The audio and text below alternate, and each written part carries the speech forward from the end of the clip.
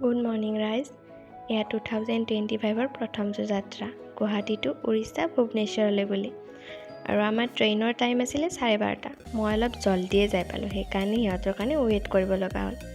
আৰু ৱেইট কৰি থাকি ব'ৰ হৈ গ'লোঁ মই ৱেইট কৰি কৰি। পিছত যেনিবা শেষত সিহঁতকেইটা আহিল আৰু এয়া আমাৰ যাত্ৰা আৰম্ভণি কৰিলোঁ। যাত্ৰা আৰম্ভণি কৰোঁতে বাটত ইমান ধুনীয়া পৰিৱেশ দেখিলোঁ, ভিডিঅ' নকৰাকৈ নোৱাৰিলোঁ আৰু সেইবাবে ভিডিঅ'টো ৰাখি থ'লোঁ। আৰু এয়া গৈ একদম ৰাতি হৈ গ'ল।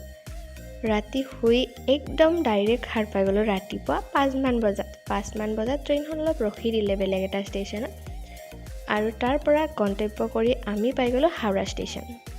হাওৰা ষ্টেচনত অলপ টাইম ৰখিলোঁ কাৰণ ট্ৰেইন আছে লেটকৈ। তাৰপিছত ভাবিলোঁ হাওৰা ব্ৰিজখনকে চাই আহোঁ।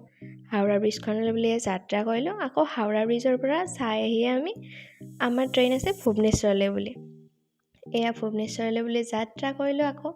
তাৰপিছত তাতে গৈ মই এটা বস্তুৱে ন'টিছ কৰিলোঁ যে ইয়াতে গছবোৰ ইমান ধুনীয়াকৈ সজাই ৰাখিছে। কাছ আমাৰ অসমতো ৰখা হ'লে ইমান ধুনীয়া।